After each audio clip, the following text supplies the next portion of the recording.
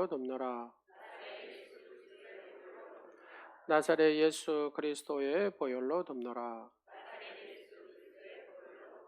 아멘. 우리 옆 사람과 인사하겠습니다. 당신을 뵈니 왠지 마음이 좋아지네요.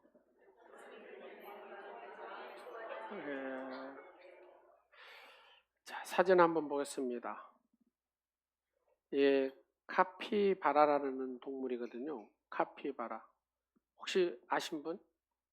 카피바라? 아세요? 뭔 동물인 줄 아세요, 이거?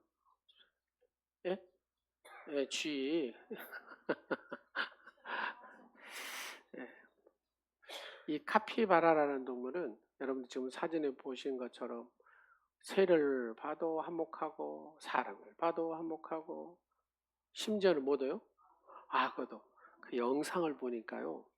악어 사이로 이 카피바라가 쫙 이렇게 물속으로 들어가요. 그러니까요. 악어가요. 길을 갔다가 이렇게 보통 사람이 들어가고 뭐 짐승이 들어가면 악어가 어떻게 합니까? 이게 확 울잖아요. 근데 이 카피바라가 탁 들어가면은 이 악어가 그 홍해가 갈라지듯이 쫙 이렇게. 그래서 이 카피바라가 저렇게 악어 몸 위에 앉아 있어요. 예. 누구를 만나도 다 친구가 되고 화목해지는 거예요. 그래가지고 하도 신기해가지고 또 학자들이 연구를 하지 않겠어요. 이 카피바라에게는 뭐가 있어서 저렇게 모든 게 다 화목하게 만드는 법이 뭘까? 아무리 연구해도 답을 못 찾았답니다. 특별한 이 카피바라에는 어떤 향기가 날까? 아니면 뭐 주파수가 있을까? 뭐 해도 하여튼 카피바라가 가는 곳에는 화목을 이룬답니다. 여러분. 누가 가는 곳에는요? 예, 그렇죠. 내가 가는 곳에는 화목을 이루어야 된다.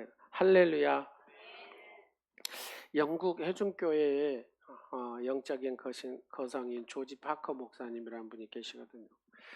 그분 앞에 기도에 대해서 이렇게 그분이 말을 합니다. 저는 기도가 한 개인의 삶과 미래를 바꿀 수 있다라고 믿습니다. 그리고 어떤 공동체와 한 나라도 바꿀 수 있다라고 믿습니다. 여러분도 믿습니까? 기도를 하는 사람은 얼굴이 벌써 다릅니다.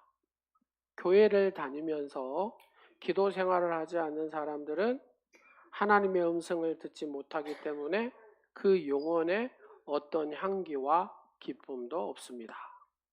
맞습니까? 그러나 기도를 통해 매일 하나님의 음성을 듣는 사람들의 영혼에는 꽃과 같은 향기가 납니다. 영적인 거성이 하는 말입니다. 그렇습니다. 하나님은 성경 1189장을 통해서 기도하라는 소리가 엄청나게 많습니다. 예. 그래서 우리 성도들은 뭐하고 살아야 돼요? 그렇죠. 기도하고 살아야 돼요. 기도하지 않으면 향기가 나지 않아요.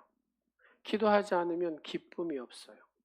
그래서 우울함도 생기고 거기에는 향기도 없고 그러다 보니까 교회를 다니기는 한 것 같은데 진짜 예수님이 살아계신가 하나님이 살아계신가를 전혀 느끼지 못하고 교회만 다니는 거예요. 그러나 하나님 앞에 기도하는 사람은 하나님을 느껴요. 하나님의 맛을 알아요. 그래서 하나님의 음성을 듣다 보니까 행복해요. 그러니까 얘가 기뻐요. 그러다 보니까 그의 삶에서 향기가 난다고 말입니다. 이 조지 파커 목사님이 중국의 북경에 한 선교단체 집회를 갔습니다. 예배가 다 끝나고 한 자매가 찾아와가지고 목사님 말씀을 잘 들었습니다.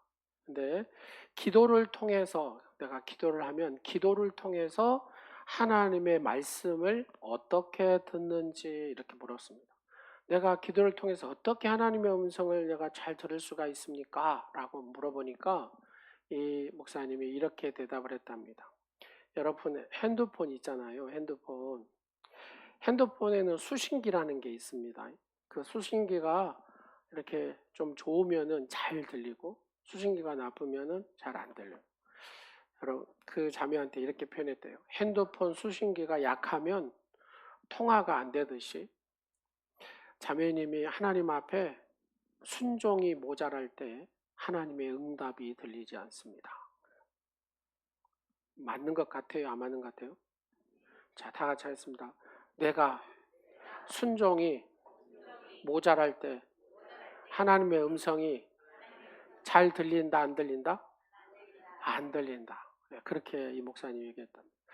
하나님께서 내게 말씀하시면 순종하겠다는 100%의 결단이 있을 때 우리의 기도를 통해 하나님이 응답하시고 역사하신다. 그런 얘기입니다. 하나님은 우리에게 어떤 제안을 통해서 설득하신 분이 아니다. 그 말입니다. 하나님은 가장 정확한 답을 알려주시는 분이 우리가 믿는 하나님이라는 사실을 믿으시기 바랍니다. 그래서 기도는 하나님에 대한 말 그대로 순종의 표시입니다. 내가 기도하지 않으면 하나님 앞에 뭐 안 하는 거예요? 순종 안 하는 거예요. 예.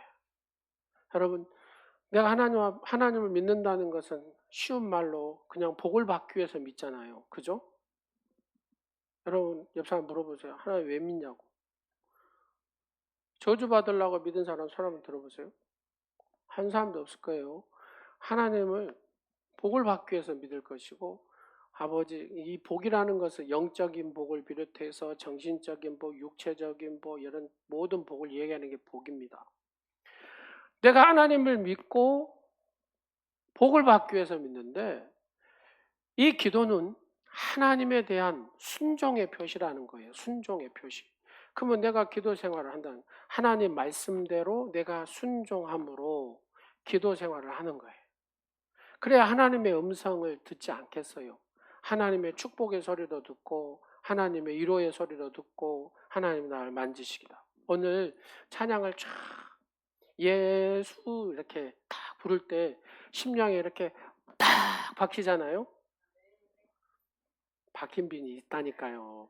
이렇게 똑같이 예배를 드리는데 어떤 분에게는 성령의 임재하심이 있는 분이 있고, 자 여러분 엘리야 때 보면 엘리야의 제단에 불을 내리잖아요.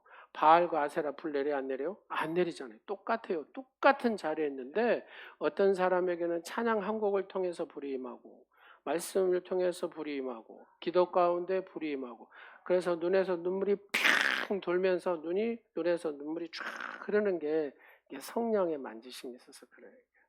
그냥 내가 여러분들 울락해서 울 수 있는 분 연기자 빼놓고는 잘 못해요. 막 눈에다 뭐 안약을 넣던지 옛날 슬픈 일을 막 생각하든지 해서 눈물을 짜내야 올르지. 그러나 놀라운 것은 이 찬양 한 곡에 하나님이 딱 만지시는 순간이죠. 눈에서 눈물이 확 나면서 속에서 확 올라온다고 말입니다. 그게 뭐냐?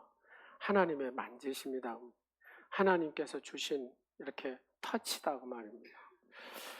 하나님의 역사하심을 경험할 수 있는 가장 강력한 노력이 하는 게 뭐냐면 기도입니다. 기도. 그래서 하나님 우리에게 이 1189장을 통해서 기도를 쭉 강조를 하십니다. 네가 기도를 해라. 나하고 기도를 통해서 교통하자. 하나님 교통하자 이렇게 나하고 대화하자라고 말씀하십니다. 사랑하는 여러분, 오늘 이 말씀을 듣고 기도하는 여러분 되시기를 간절히 축원합니다. 기도의 순종자가 되시기를 간절히 축원합니다. 그래야 하나님의 음성을 듣고 하나님의 위로를 받고 하나님의 축복을 받게 된다고 말입니다.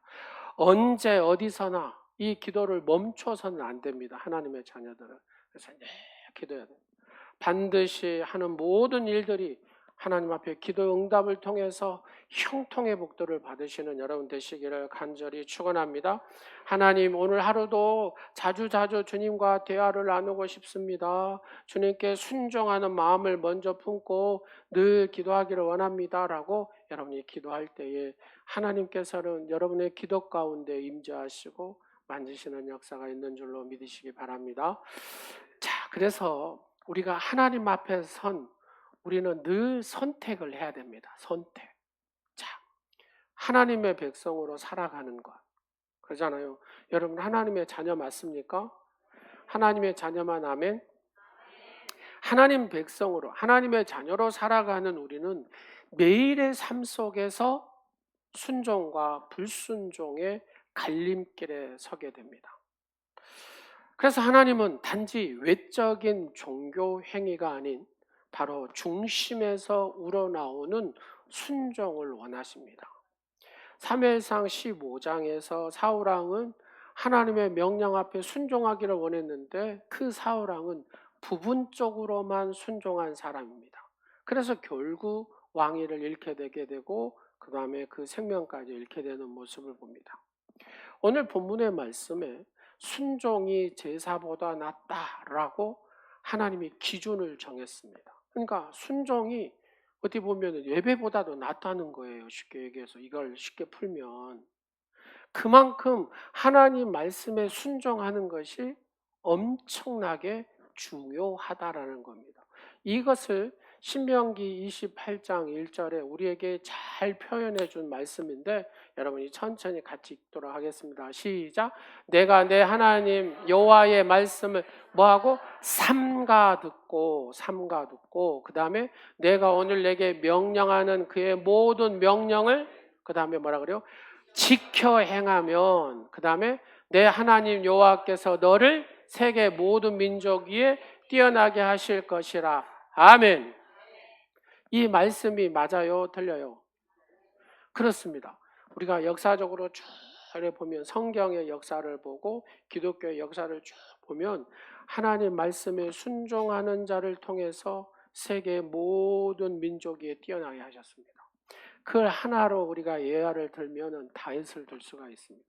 여러분 성지순례를 가면 베두인들을 볼 수가 있거든요. 이렇게 광야에서 양치는 베두인들 보면 거기에 자식 중에 한 명이 다윗이잖아요. 이게 다윗을 보고 그때 그 모습을 보고 와 다윗이 위대왕이 되리라고 생각한 사람은 한 사람도 없다고 말합니다. 한 사람도 없어요. 여러분이 직접 가서 보셔도 그 베두인들의 생활을 보고 그가 왕이 돼서 민족을 이끄는 그 다음에 제국을 이끄는 그런 왕이 되리라고 생각한 사람이 있을까요? 없을까요? 제가 지금 봐도 없을 것 같아요. 지금 가서 봐도 저기서 뭔 선한 것이 나오겠냐 뭐 할 정도로. 근데 다윗 당시에 그 다윗의 모습에서 더하면 더하지 덜하지는 않았을 거라는 얘기입니다. 근데 이 다윗은 하나님을 경외했습니다. 그리고 하나님 말씀에 늘 순종하려고 애썼습니다. 그리고 하나님과 늘 교통하는 삶을 살고 그리고 찬양을 통해서 하나님 앞에 늘 영광을 드렸던 인물이 이 베두인 다윗이다 그 말입니다. 그가 하나님 앞에 그렇게 높이고 하나님 말씀에 순종하며 살 때 하나님은 다윗을 차츰 쓰시기 시작합니다. 그리고 그의 삶의 확장을 시키십니다. 그리고 왕위에 오르게 하십니다. 그리고 통일 왕국을 이루게 하시고 그리고 각각의 족속들이 다윗의 이름 앞에 두려움을 떨게 하고 그 무릎을 꿇게 하고 그들이 바치라고 안 해도 다 조공을 바치면서 위대한 다윗이여라고 얘기합니다. 그리고 이방의 족속들이 각각의 다윗을 보면서 감동을 받으면서 나는 당신을 위하여 죽겠습니다 하면서 막 군사들이 됩니다. 그래서 그 군사들을 이루는 게 150만 명이 됩니다. 다윗 시대를 여러분 한다면 우아할 겁니다. 우아. 150만 명 하면 우아해야 맞아요. 아수르 군대가 점령하고 쫙 할 때 몇 명이에요? 18만 5천 명밖에 안 된다니까요. 18만 5천 명. 근데 다윗이 쭉 이런 전체 군대가 150만이라니까요. 시작. 우와. 예. 성경을 안 사람은 이때부터 우화가 되는 거예요. 그럼 이렇게 내가 성경이 좀 무식하구나 이런 거고. 여러분 이렇게 우화하면 내가 그 시대에 그래도 성경을 아는 사람이구나. 우화한. 그래서 하나님은 그 다윗을 높여서 세계 모든 민족이 뛰어나게 하신 줄로 믿으시기 바랍니다. 지금도 그러잖아요. 이란에서 막 시오니즘 저들을 뭐 정권을 무너뜨려야 된다 막 하잖아요. 그 시오니즘 핵심이 누구냐면 다윗입니다. 다윗. 예. 하나님이 쓰는 다윗을 통해서 이루신 그 민족이다 그 말입니다. 그러니까 이스라엘 백성 지금도 어디를 꿈꿔요? 그래서 다윗 왕국을 꿈꾸는 겁니다, 여러분. 저렇게 막 전쟁하고 막 하는 것도 결국은 뭐예요? 우리는 다윗의 왕국을 이뤄보자, 뭐 이런 생각으로 하는 겁니다. 자, 이런 시간 관계상 이거 다 말씀을 드릴 수가 없으니까 다음에 그런 얘기할 때가 있겠죠. 사랑하는 여러분, 내가 뭐 할 때, 다윗과 같이 순종할 때에 하나님은 그를 높이시고 위대하게 사용하신 줄로 믿으시기 바랍니다. 자, 내 인생은 딱 정해져 있어요. 이렇게. 그래요? 안 그래요? 내가 할 수 있는 건 딱 이 정도 정해져 있다고 말입니다. 근데 하나님의 은혜를 딱 입게 되면 이게 막 확장되기 시작합니다. 내 힘으로 돼요? 하나님의 은혜로 돼요? 하나님의 은혜로 이렇게 확장되어진다고 말입니다. 여러분, 이런 은혜가 임하시기를 간절히 축원합니다. 그러면 어떤 사람에게 이런 확장의 은혜, 다윗과 같은 확장의 은혜를 입을까요? 그렇죠. 기도함을 통해서 하나님을 의지하고 의뢰하고 맡길 때 하나님께서 시편 기자를 통해서 하는 말이 반드시 복을 주리라 그래요. 반드시 복. 여러분 하나님 말씀에 순종함으로 반드시 복을 받는 여러분 되시기를 간절히 축원합니다. 성경에 보면은 순종의 삶을 살아서 복을 받는 사람들의 얘기가 쭉 있습니다. 창세기 22장에 하나님은 아브라함에게 100세 그 주신 이삭을 아브라함아 네 독자 이삭을 번제로 죽여서 칼로 이렇게 죽여가지고 이렇게 각을 떠서 바쳐라 이런 얘기잖아요. 이는 인간적으로 도저히 이해할 수 없는 명령이다. 여러분 이해할 수 있는 명령입니까? 이해할 수 없는 명령입니다. 그러나 아브라함은 그의 과정 속에서 하나님의 부르심의 과정 통해서 하나님이 어떠한 분임을 이 아브라함은 알았어요. 그래서 100세 준 이 아들을 망설이지 않고 아브라함은 딱 드렸다고 말합니다. 하나님은 그 믿음을 보셨다라고 성경이 얘기합니다. 그 결과 하나님은 이삭의 생명을 건지시고 아브라함을 복의 근원으로 삼은 줄로 믿으시기 바랍니다. 예, 아브라함이 축복하면 복을 받아요. 아브라함이 저주하면 저주를 받아버립니다. 이게 복의 근원의 축복자입니다. 근데 이 복의 근원의 축복자가 어떻게 되냐? 하나님을 절대적으로 신뢰하고 순종하는 사람에게 하나님께서 이 복을 주셨다라는 얘기입니다. 그냥 하나님 앞에 순종도 안 하고 불순종하면서 내가 축복하면 내가 복을 받는다, 내가 저주하면 이런 게 아니다 그 말입니다. 복의 근원이라는 것은 하나님께 절대적으로 순종함을 통해서 여기에까지 올랐다 그 말입니다. 하나님의 그의 믿음을 보시고 복의 근원으로 삼으셨다는 겁니다. 이 순종은 그래서 믿음의 조상으로서 그의 삶 전체를 정하는 기준이 되는 거예요. 복의 근원이. 사랑하는 여러분, 늘 하나님 앞에 순종함으로 하나님이 여러분을 높이시고 하나님께서 주시는 이 복의 근원의 축복자로서의 삶을 사시기를 간절히 축원합니다. 이 말씀을 요한복음 14장 15절에 이렇게 얘기합니다. 시작. 너희가 나를 사랑하면 나의 계명을 지키리라. 예. 아빠 사랑해요. 엄마 사랑해요. 막 그래요. 우리 예준이가 아빠를 사랑한다고 막 합니다. 근데 내 말을 징하게 안 들어. 그럼 사랑한 거예요? 안 사랑한 거예요? 안 사랑한 거예요. 사랑한다면 누구의 말을? 아버지의 말을 들어야 돼요. 그러잖아요. 아버지의 말을 들어야 돼요. 말로만 사랑한다 하고 아버지 말을 안 들으면 이거는 아니다 그 말입니다. 여러분 하나님 사랑하십니까? 세 사람만 아멘이네. 하나님 사랑하십니까? 그러면 누구 말을 들어야 돼요? 그래서 하나님 말씀을 들어야 돼요. 그러면 하나님께서 여러분의 인생에, 여러분의 가정에, 여러분의 자녀와 자손들을 책임지시는 줄로 믿으시기 바랍니다. 여러분 성경에 말고 그 영국에 가면 저 영국에 가서 보고 왔는데 조지 밀러라는 많은 얘기를 많이 들었죠. 기도의 사람 막 조지 밀러. 하나님의 인도하심에 절대 순종해서 수천 명의 고아들을 먹여 살린 사람이 이 조지 밀러라는 사람입니다. 그는 재정적인 어려움 분명히 이 아이들을 먹이려면 그러잖아요. 여러분 캄보디아 예전에 김용옥 선교사님 오셨잖아요. 거기 가면 한 600명의 아이들이 있고 교사되고 먹이려면 한 달이면 한 3천만 원씩 들어가요. 여러분 마을이 3천만 이게 쉽습니까? 쉽지 않죠. 근데 그 아이들을 먹인다니까요. 중요한 거는. 그리고 교육을 시킨다니까요. 누가 주셔요? 하나님이 주셔요. 이 조지 밀러도 하나님 앞에 기도를 합니다. 어려운 일 찾아오면 누구한테 손 벌리지 않고 사람에게 손 벌리지 않고 하나님 앞에 기도하고 순종했더니 하나님께서 이 고아들을 먹이도록 하셨다는 얘기입니다. 기가 막히게 딱 기도하면 그 기도의 정확한 그 날짜에 누가 딱 갖다 놓으셨어요. 그리고 그 아이들을 먹이셨다는 얘기입니다. 그의 삶은 기도의 사람으로서 순종의 열매를 쫙 맺은 사람이 조지 밀러. 그러면 조지 밀러만 그럽니까? 아니다 그 말입니다. 누구도 시작 나도 하나님 앞에 기도하면 하나님께서 뭘요? 시작 딱 갖다 놓으신다니까요. 여러분들이 마음만 먹어도 하나님께서는 들으시고 하나님이 주십니다. 여러분이 선함으로 품는다면 말입니다. 그래서 야고보서 1장 22절 한번 보도록 하겠습니다. 시작. 너희는 말씀을 행하는 자가 되고 듣기만 하여 자신을 속이는 자가 되지 말라.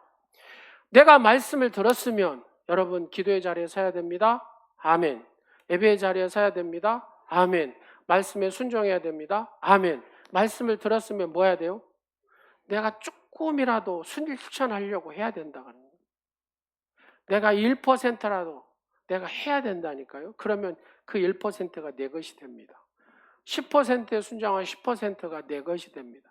근데 말씀을 들었는데 이 말씀하고는 전혀 상관없이 살아요. 자, 여러분 가만히 한번 생각해 보십시오. 내가 똑같이 이 자리에 말씀을 들었어요. 근데 내가 언제 들었냐는 듯이 살아간다고 생각해요. 그러면 내게 아무런 은혜가 없습니다. 내게 아무런 복이 없습니다. 그러잖아요. 듣기만 하여 자신을 속이는 자가 되지 말라 그러잖아요. 내가 들었으면 1%가 됐던 0.1%가 됐던 내가 순종해야 하나님은 그것으로 채우신다는 얘기입니다. 할렐루야. 내가 기도의 자리에 서야 됩니다. 그러면 내가 기도의 자리에 1분이라도 그 자리에 서야 돼. 기도의 자리. 그러면 그 1분의 기도가 여러분의 인생을 바꾸고 여러분의 삶을 바꾼 줄로 믿으시기 바랍니다. 해야 된다니까요. 순종의 자리에 서야 된다니까요. 예배의 자리에 서야 됩니다. 아멘 했으면 내가 예배의 자리에 서려고 예수고 힘쓰는 그 모습을 하나님은 받으신 줄로 믿으시기 바랍니다. 그 말씀 앞에 내가 바로 서려고 예수는 그 모습을 하나님은 받으신다 그 말입니다. 바로 그 순종을 통하여서 하나님은 역사하신 줄로 믿으시기 바랍니다. 여러분 다윗의 언약궤 앞에 춤추는 다윗의 모습을 한번 보십시오. 다윗이 하나님의 언약궤가 예루살렘으로 쫙 이동해 오니까 그가 어떻게 합니까? 왕의 체면을 다 내려놓고 그리고 막 춤을 추면서 막 하나님을 찬양하는 다윗의 모습을 봅니다. 자, 우리가 똑같이 찬양을 해요. 찬양하는 이렇게 찬양하는 거하고 내 몸을 다해서 열심히 찬양하는 거하고 다릅니다. 영유아 유치부 어제 강습회 하는데 이제 자도에 서기다 보니까 가서 인사하느라고 같이 왔어요. 근데 이렇게 딱 얼굴 들어보니까요.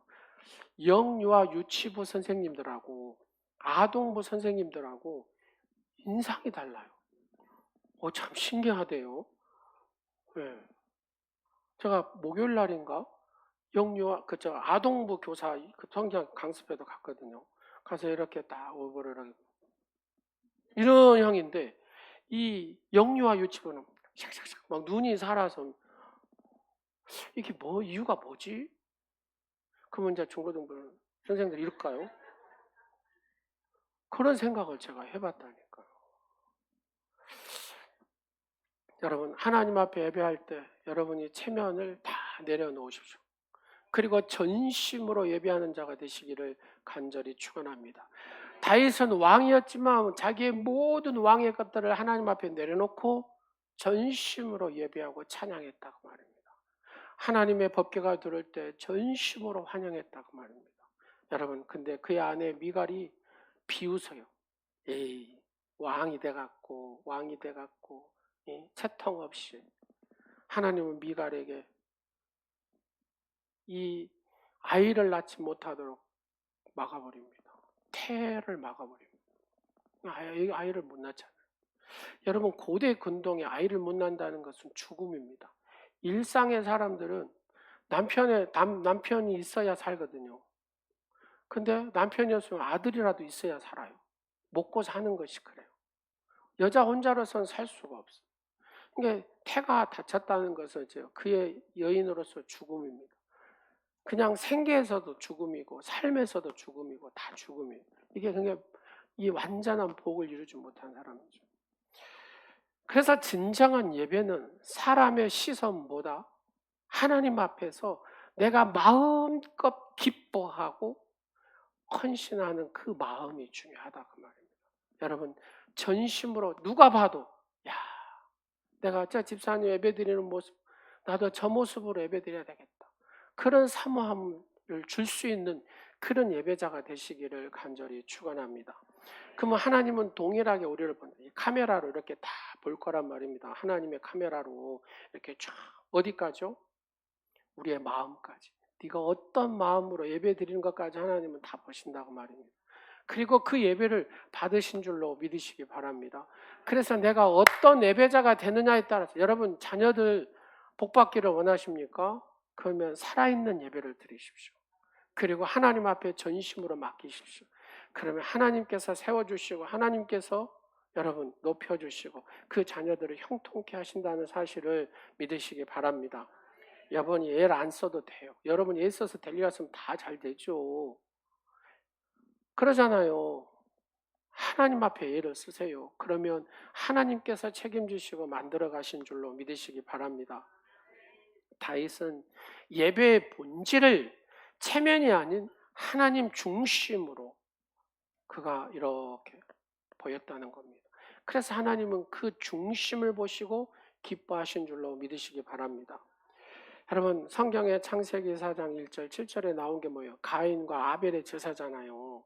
하나님 앞에 제사를 드렸는데 동생 아벨은 믿음으로 자기가 키웠던 양들의 새끼들을 쫙 잡아가지고 하나님 앞에 드렸다 그 말입니다. 근데 가인은 자기의 땅의 소산에 그걸 가지고 제사를 드렸어요. 하나님은 근데 아벨의 제사를 받으시고 가인의 제사를 받지 않았다라고 성경은 나옵니다. 그럼 여기에서 핵심은 키워드는 뭐냐? 예배의 본질은 내가 무엇을 드렸느냐가 중요한 게 아니라 어떤 마음으로 이 중심에서 어떤 마음으로 하나님 앞에 드렸느냐가 이게 핵심이다 그 말입니다. 그래서 예배는 형식이 아니라 마음의 중심, 곧 하나님을 향한 순결한 그 믿음, 그 마음을 하나님은 받으신 줄로 믿으시기 바랍니다. 그래서 우리가 그 마음의 중심을 가지고 예배할 때 하나님은 그 순종의 마음을 보시고 기뻐하신 줄로 믿으시기 바랍니다. 여러분, 사울왕이 왜 패망해 버립니까? 왜 그 인생이 그렇게 비참하게 끝나버립니까? 불순종입니다. 사무엘상 15장의 사울은 원래는 사울이라는 사람은 성령 충만한 사람이고 인물도 잘났고 모든 것이 다 갖춰진 사람입니다. 그래서 하나님은 그를 하나님이 이스라엘 첫 번째 왕으로 세우잖아요. 왕이 딱 되는 순간에 그는 기도하지 않는 사람이 됩니다. 하나님과 어째요? 관계가 이렇게 멀어졌다 그런 얘기입니다. 그리고 왕하면서도 쭉 기도하지 않는 사람입니다. 아말렉을 진멸하라고 하나님이 명령을 주셨습니다. 그리고 아말렉을 진멸하는데 하나님의 은혜로 딱 전쟁에서 이겼어요. 근데 이제 중요한 것은 하나님 말씀대로 진멸을 해야 되는데 진멸을 하지 않는 겁니다. 백성들이 왕이시여, 신하들이 왕이시여, 저 좋은 것을 죽이면 되겠으면 아까운 게 놔둡시다. 저 가지고 하나님 앞에 좋은 걸로 예배 드립시다. 제사를 드립시다. 뭐 이렇게 얘기하는 겁니다. 아각도 왜 죽입니까? 그냥 왕도 살려놨다가 자꾸 어디다 숨겨놓은 보석 같은 거 이런 것들 다 끄집어내면 되면 좋지 않겠습니까? 아각도 살려줘. 여러분, 겉으로는 신하들이나 백성들이나 다 왕도 마찬가지죠. 겉으로는 제사를 참 좋게 드리는 것처럼 꾸며놨는데 핵심은 그의 중심은 불순종이었다는 겁니다. 하나님은 그 마음의 중심을 보셨다는 겁니다. 하나님은 우리의 마음의 중심을 보신 줄로 믿으시기 바랍니다. 결국 그는 왕위를 잃게 되죠. 그리고 하나님의 영이 떠났다라고 얘기합니다. 하나님의 영이 떠났다는 것은 그 인생은 끝났다 그런 얘기입니다. 사랑하는 여러분. 그래서 사무엘상 15장 23절에 이렇게 얘기합니다. 다 같이 보겠습니다. 이는 거역하는 것은 점치는 죄와 같고 안구한 것은 사신 우상에게 절하는 죄와 같음이라. 왕이 여호와의 말씀을 버렸으므로 여호와께서도 왕을 버려 왕이 되지 못하게 하셨나. 여러분, 거역하는 것, 완고한 것, 이게 우상숭배. 우상숭배는 뭐예요? 바로 죽음이잖아요. 근데 왕이 하나님의 말씀을 버렸다라고 얘기합니다. 그래서 하나님 말씀을 버린 사람은 하나님도 그를 버린다는 겁니다. 여러분 한번 가만히 한번 봐보세요. 이스라엘 백성들이 쭉 보면서 하나님을 버려요. 말씀을 버려요. 불순종에 살아요. 그러니까 결국 뭐가 와요? 그들에게 죽음이 오더라는 얘기입니다. 아수르 제국과 바벨론 제국을 통해서 그 끝이 보면 있어요. 여러분 비참한 죽음의 현장이 벌어집니다. 그리고 다 쇠고랑 차가지고 포로로 그 한 1500km의 그 거리를 찔찔 끌려가잖아요. 포로로 가서 막 대우받았겠습니까 여러분? 그 비참한 광경들이 벌어지더라는 겁니다. 이게 불순종의 결과더라는 겁니다. 그러면 우리는 영적으로 한번 딱 생각을 해보십시오. 우리가 하나님의 자녀로서 내가 순종의 삶을 이렇게 살아야 될 것인가, 불순종의 삶으로 이렇게 살아야 될 것인가를 한번 생각해 보십시오. 어떤 것이 우리에게 위익이 될 것인가를 한번 생각해 보십시오. 성경에 보면 요나 선지자가 있습니다. 요나는 요나야 너는 니느웨로 가가지고, 지금 아수르죠. 그 아수르 수도가 니느웨 가가지고 그들에게 복음을 전해서 회개하라고 그래라. 근데 하나님의 명령을 거부해 버립니다. 그래서 배를 타고 니느웨로 가야 되는데 다시스로, 지금의 이란 땅으로 가야 되는데 거꾸로 반대쪽 저기 스페인 땅으로 가버립니다. 그의 불순종은, 여러분 이스라엘 백성들이 가장 무서운 곳이 어딘 줄 아세요? 바다입니다. 바다는 뭐가 살아요? 큰 용 같은 짐승이 산다고 생각합니다. 그래서 바다 가면 죽는 줄 아는 사람들이 이스라엘 사람들입니다. 그래서 그 바다에서도 가장 무서운 게 뭡니까? 풍랑이잖아요. 풍랑을 만나요. 풍랑을 만나서 정말로 자기를 무서워하는 그 괴물한테 휙 던지잖아요. 그래서 그 괴물 속에, 뱃속에 싹 들어갑니다. 거기 뱃속에 들어가면 사람이 살까요? 죽을까요? 살 수가 없죠. 근데 주의 은혜로 여하튼 어떻게 살았어요. 그래가지고 여러분 물고기가요, 아프리카 밑으로 해가지고 해서 올라가고 이란 거기에 호르무즈까지 들어가지고 지금 가본 거잖아요. 여러분 이 성경을 가만히 자세히 보면은 여러분 상상을 초월한 얘기들이 많습니다. 상상을 초월한 얘기가 많아요. 이 말씀을 깊이 이해하다 보면은 하나님은 이렇게 하시는 하나님이라는 것을 우리가 알 수가 있습니다. 하나님의 뜻을 거스르면 우리의 삶이 흔들릴 수밖에 없어요. 여러분 왜 내가 이렇게 흔들리죠? 왜 우리 가정이 이렇게 흔들리죠? 왜 내 자녀들이 흔들리죠? 가만히 생각해 보십시오. 내가 하나님 앞에 불순종한 것이 뭐가 있는가를 한번 체크해 보십시오. 그거 회개하면 흔들림이 멈춥니다. 왜 지진이 막 이렇게 일어납니까? 그 인간의 불순종으로 일어나는 지진도 일어나는 겁니다, 여러분. 흔들린다는 것은 나의 불순종이 뭔가를 체크하셔야 된다. 그래야 이 내 가정과 내 삶과 내 자녀들의 흔들림이 멈춥니다. 여러분 흔들림을 멈추게 하는 방법 딱 한 가지입니다. 하나님 앞에 순종하며 살아가면 됩니다. 그래서 이 말씀이 그대로 있어요. 이사야 1장 19절에서 20절을 한번 보겠습니다. 시작. 너희가 즐겨 순종하면 뭐 한다고요? 땅의 아름다운 소산, 땅의 모든 축복을 받는다 그 말입니다. 쉽게 얘기해서. 그 다음에 너희가 하나님 말씀에 거절하고 배반하면 뭐가요? 칼이 삼켜요. 여러분 불순종하니까 이스라엘 하나님의 선민이라고 하잖아요. 하나님 백성은 무조건 어떻게 살아야 돼요? 하나님 말씀에 순종하고 살아야 된다. 근데 하나님 말씀을 버리는 순간에, 하나님 말씀을 욕으로 생각하는 순간에, 우습게 생각하는 순간에 칼이 임하는 겁니다. 그래서 아수르의 칼이 임하고 바벨론의 칼이 임하는 이유가 그 말입니다. 로마의 칼이 임하는 이유가 다 여기에 불순종에 거역하고 배반하는 가운데 일어난 겁니다. 이것은 내 삶에 그대로 적용을 해보십시오. 여러분의 가정에 적용해 보십시오. 여러분이 하나님 말씀에 순종하고 살면 어째요? 하나님께서 놀랍도록 하나님의 놀라운 은혜와 복을 주십니다. 그러나 내가 하나님의 자녀인 내가 불순종하고 거절하고 배반하면 반드시 뭐가 임한다고요? 칼이 임한다니까요. 이게 말씀의 원리입니다. 원리. 이 원리를 정확히 알고 우리가 신앙생활을 해야 된다고 말입니다. 이 원리를 모르고 신앙생활하면 뱅뱅 돈다고 말입니다. 여러분, 사울이 또 잘못한 게 뭡니까? 자기가 제사를 드려버린 거잖아요. 사울왕은 사무엘이 오기 전에 전쟁의 위기로 막 심리적인 압박이 오니까 자기가 그냥 제사를 드려버렸습니다. 이는 하나님이 제사장인 누구를 사무엘을 통해서 정하신 질서, 이 권위, 질서를 어긴 불순종이었습니다. 그래서 하나님은 그의 왕위를 거두셨다라고 성경에 나옵니다. 왜 교회 목사를 세우고 장로를 세우고 직분자를 세우는 이유가 뭡니까? 질서다가 말입니다. 질서에 따라서. 근데 가끔 성도들이 한 번씩 질서를 이렇게 어긋나는 짓을 하는 분들이 있어요.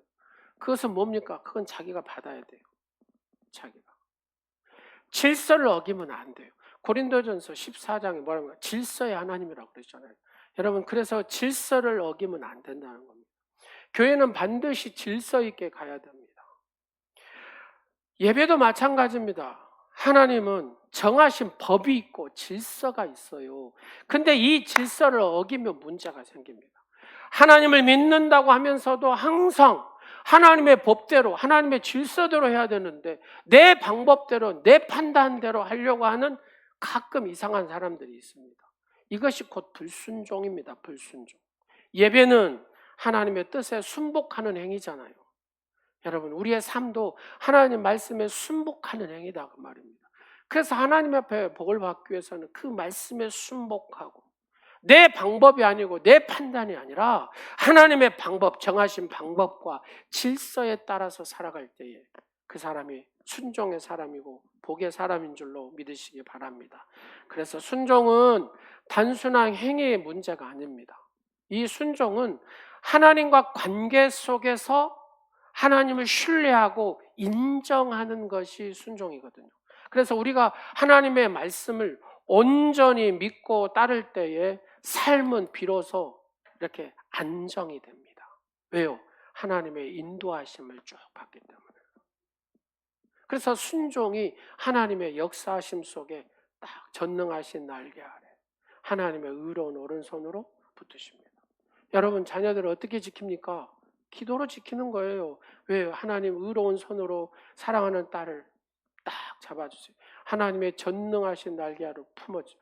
여러분, 군대에 있는 아들을 어떻게 지킵니까? 여러분 지키려고 해도 못 지키잖아요. 그래서 기도로 지키는 겁니다. 하나님 전능하신 날개. 그래서 우리가 순종을 해야 되는데 순종은 하루아침에 되는 게 아닙니다. 훈련입니다. 훈련. 예, 말씀을 통하여 훈련하는 겁니다. 내가 생각이 안 맞아도 훈련을 해보고 내가 순종을 해보면 그 다음에 어떤 결과가 나오는가를 내가 눈으로 직시할 수가 있죠. 그래서 작은 것부터 순종을 해보는 겁니다. 그래야 차츰차츰 크게 순종하고 더 큰 순종을 통해서 하나님의 역사를 이룬다 그 말입니다. 부모의 말씀에 순종하고 교회의 가르침에 순종하고 성경의 명령에 순종하는 훈련을 할 때 우리의 삶은 하나님의 복을 받게 되는 줄로 믿으시기 바랍니다. 여러분, 엘리야가 바알 선지자와 대결을 하잖아요. 갈멜산에 쫙 하는데 갈멜산이 그렇게 크지 않아요. 조금 해요. 근데 그 사람들이 뭐 아세라 400명, 바알 선지자 450명, 또 아합, 이세벨 뭐 그 무리들 또 막 쫙 있고 또 이쪽 백성들도 있었고 쫙 이제 먼저 바알과 아세라 애들이 하잖아요. 선지자들이 막 불을 내리시옵소서 하고 막 발광을 해도 안 내리니까 어쩝니까? 칼로 자기들의 몸을 해하면서 불 내리라고 자기 신을 아무리 불러도 불이 내려요, 안 내려? 안 내립니다. 하나님의 사람 엘리야가 딱 하나님 앞에 전심으로 기도합니다. 주여 불을 내리시옵소서. 그러니까 불이 하늘에서 확 내리잖아요. 그래서 그 백성들이 딱 보고 여호와 그는 하나님이시다. 다 같이 하겠습니다. 여호와 그는 하나님이시다. 여러분, 하나님을 만나야 됩니다. 그냥 다녀서 안 돼. 하나님을 만나야 돼. 오직 하나님은 참 하나님이십니다. 이 고백이 우리의 입술에서 늘 되어져야 됩니다. 이 고백이 되어지는 삶이 되어야 돼요. 그래야 우리가 신앙생활에도 재미도 있고 맛을 느끼지 않겠습니까? 참된 예배의 대상이 누구인지를 정확히 내가 알고 예배의 삶을 살아야 됩니다. 여러분, 가지치기를 하십시오. 하나님과 나와 관계를 멀리하게 하는 것들을 다 가지치기 하십시오. 그리고 하나님을 절대적 신뢰함으로 하나님의 귀한 말씀 앞에 딱 순종할 수 있는 그 길을 갈 수 있도록 여러분이 한다면 여러분의 가정과 여러분의 자녀와 여러분의 모든 삶이 이렇게 안정 가운데 이루어질 것입니다.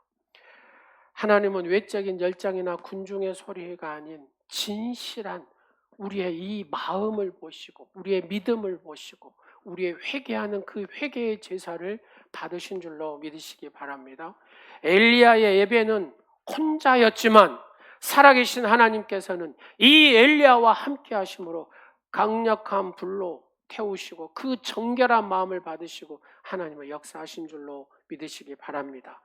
예수 그리스도께서 가장 완전한 순종의 본을 보이셨습니다.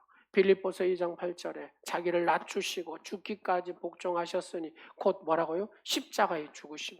그 십자가의 죽음이 우리를 구원하고 우리를 죄 가운데 우리를 사셔서 하나님의 거룩한 자녀로 삼으시고 우리는 이 죄에 눌리지 않고 예수 그리스도 안에서 자유함을 누린 축복의 주인공이 된 줄로 믿으시기 바랍니다.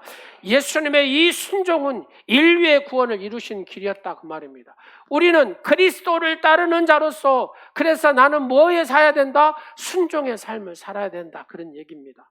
말씀 앞에서 결단하고 근데 내 인간이 연약하기에 내 힘으로는 안 되기 때문에 나를 도우시는 거룩하신 보혜사 성령님 앞에 도와달라고 하는 겁니다. 성령님 내가 연약합니다. 도와주세요. 내가 기도를 하려고 해도 기도가 안 돼요. 성령님 기도해 주세요.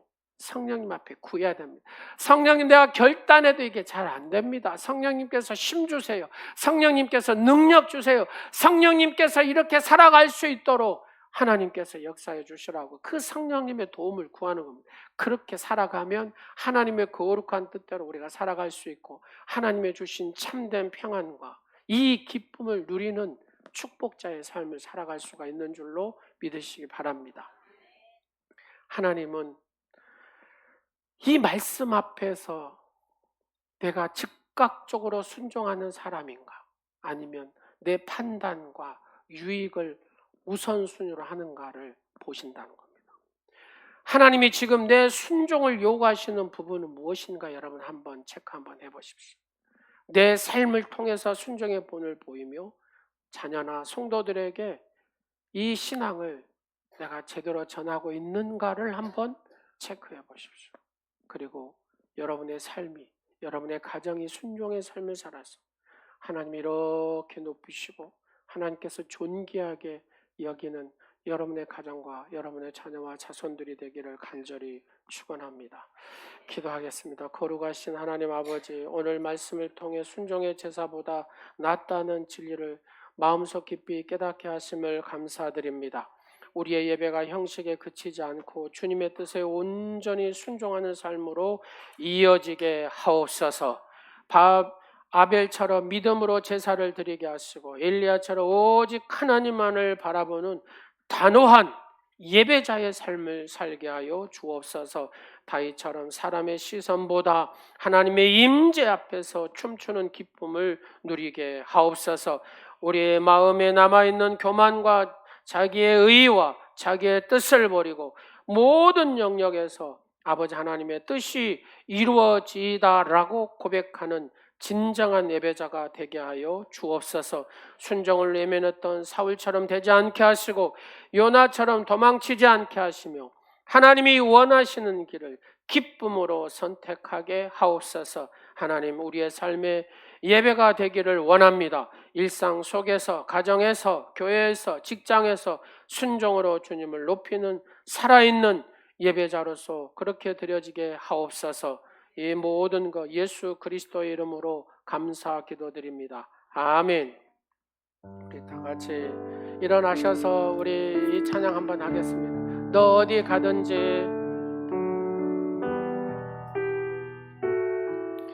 우리 옆 사람과 축복하면서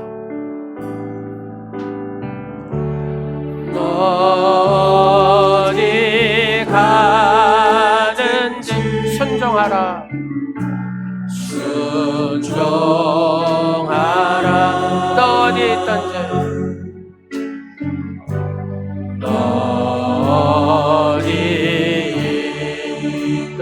있든지 충성하라 충성하라 주 너의 하나님 주 너의 하나님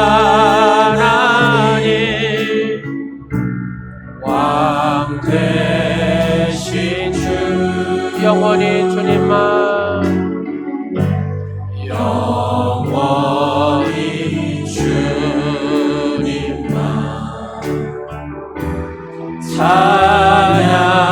찬양하라 나 어디 가든지 순종하라 나 어디 있든지 나 어디 있든지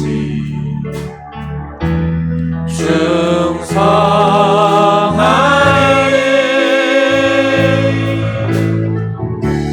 주 너의 하나님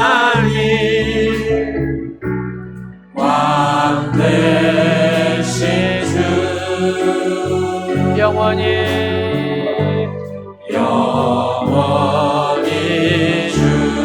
주님만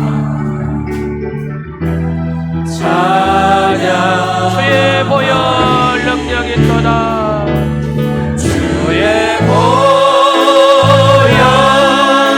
능력이 있도다 주의 피 믿으오 주의 보혈 그 어린 양의 매우 귀중한 피로다 주의 보혈 능력이 있도다 주의 피 믿으오 주의 보혈 그 어린 양의 매우 귀중한 피로다 존귀하신 아버지 하나님을 찬양하고 경배합니다. 저희들을 사랑하셔서 하나님의 존전에 불러주시고 예배하는 복된 자리에 서게 하심을 감사합니다. 정직한 마음으로 물질을 벌어서 깨끗한 마음으로 헌금하게 하시는 하나님 아버지, 지난 한 주간에도 우리가 여호와 하나님의 말씀을 지키고 죄 때문에 하나님을 떠나지 않게 하심도 감사드립니다. 11조 헌금을 드리는 성도에게 하늘문을 여시고 복을 채워 주시옵소서. 감샘을 드리는 성도에게 더욱 감사할 일들이 생겨나게 하옵소서. 생일헌금을 드리는 성도는 새해 생일을 맞이할 때까지 영적으로나 육적으로나 강건하게 붙들어 주시고 지켜 주시옵소서. 선교 예물을 드리오니 복음이 땅 끝까지 전파되게 하시고 소원헌금을 드리는 성도들에게 그들의 소원들이 다 이루어지게 하옵소서. 하나님의 말씀대로 생활하여 얻은 소득에서 거룩하게 구별된 헌금을 하나님께 바치게 하시오니 감사드립니다. 수입이 많다고 많이 드리고 수입이 적다고 드리지 않은 어리석은 우리의 모습이 되지 않게 하시고 적은 것 중에서도 많이 드릴 수 있는 믿음을 주시옵소서. 주신 이도 하나님이시고 취하신 이도 하나님이신 것을 알게 하옵소서. 우리는 적신으로 왔다가 적신으로 돌아가오니 물질에 집착하지 말게 하시고 항상 넉넉한 마음으로 베풀며 사는 복된 성도들이 되게 하옵소서. 우리의 베품과 나눔이 곧 하나님께서 기억하시고 하나님께서 우리의 중요한 그 순간에 우리를 높이시고 하나님께서 복을 주시고 은혜를 주신다는 사실을 늘 기억하게 하시고 하나님 말씀대로 살아가는 복된 성도의 삶이 되게 하여 주옵소서. 이 성결 사랑하는 귀한 아들 또 온누리 교회에 보내주셔서 감사합니다. 귀한 아들의 삶이 하나님의 복의 역사를 써가는 주인공이 되게 하시고 하나님의 은혜 가운데 늘 거하는 복된 아들의 삶이 되게 하여 주옵소서.